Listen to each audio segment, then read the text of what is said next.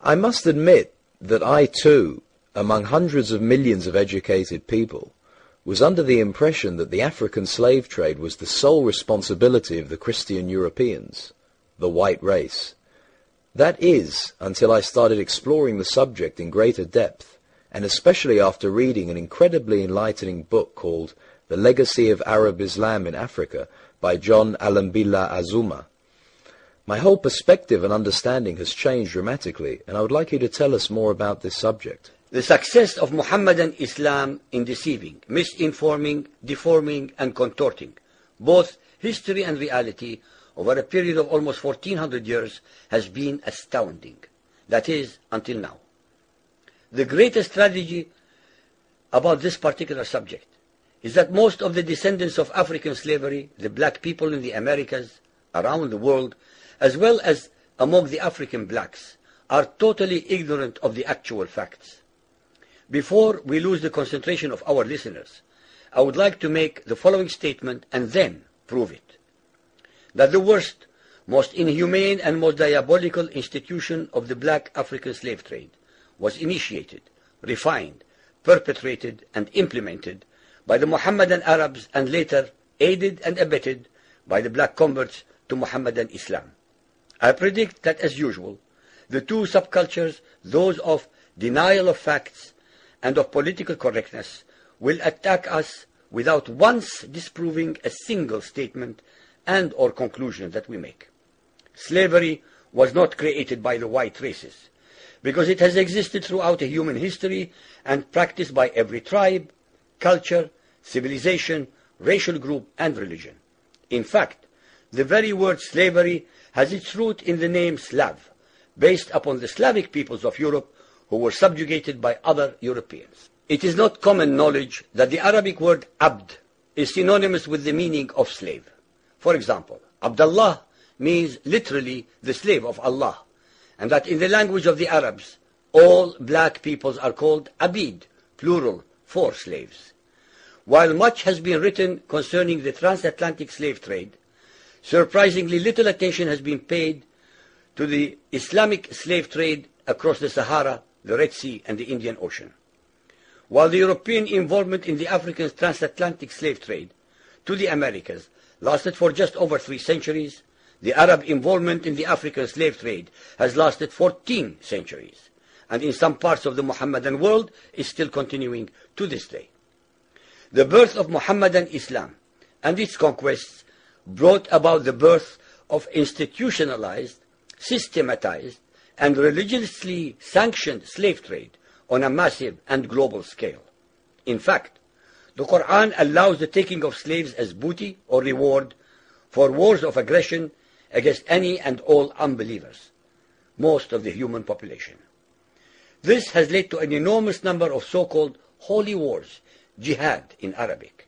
There was and is absolutely nothing holy about these wars, which are primarily to plunder, slaughter, rape, subjugate, and rob other human beings of their wealth, produce, freedom, and dignity. Mohammedan Muslim states and tribes attacked other non-Muslim groups to achieve these objectives.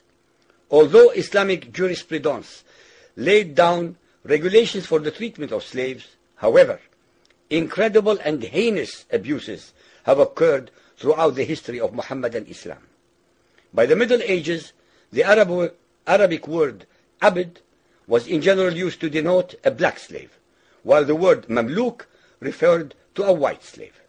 Ibn Khaldun, 1332 to 1406, the preeminent Islamic medieval historian and social thinker, wrote, "The Negro nations are, as a rule, submissive to slavery, because they have attributes that are quite similar to dumb animals." It should also be noted that black slaves were castrated based on the assumption that the blacks had an ungovernable sexual appetite.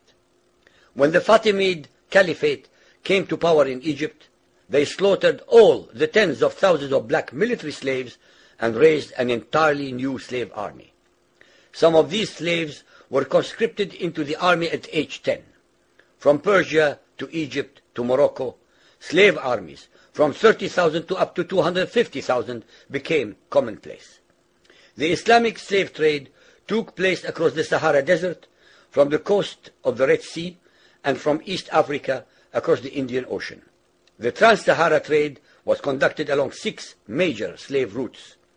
Just in the 19th century, for which we have more accurate records, 1.2 million slaves were brought across the Sahara into the Middle East, as well as a further 450,000 down the Red Sea and 442,000 from the East African coastal ports.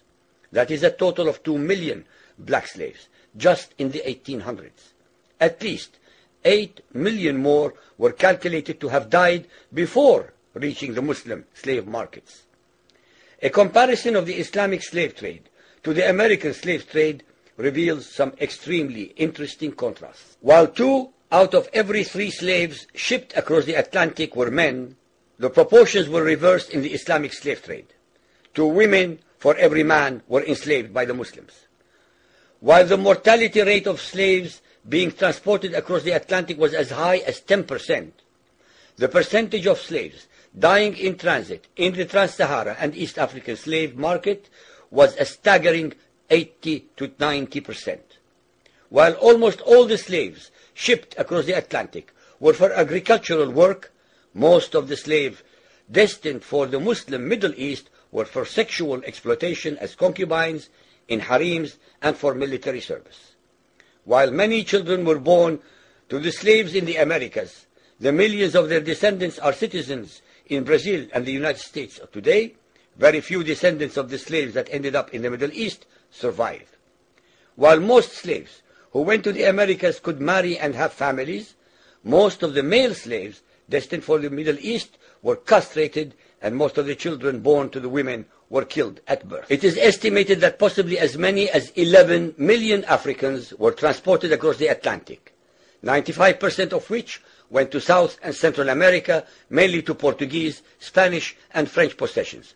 Only 5% of the slaves ended up in what we call the United States today.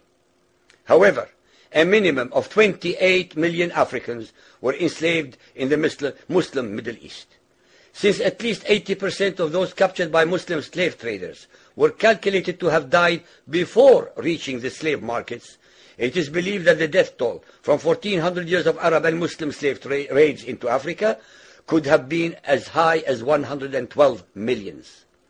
When added to the number of those sold in the slave markets, the total number of African victims of the Trans-Saharan and East African slave trade could be significantly higher than 140 million people.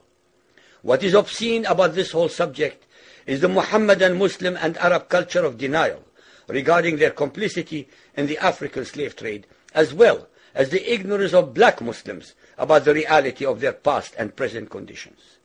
The statistics and reports above are based upon the logbooks kept at the African slave ports, ship logs, travelers' reports, eyewitness accounts, etc.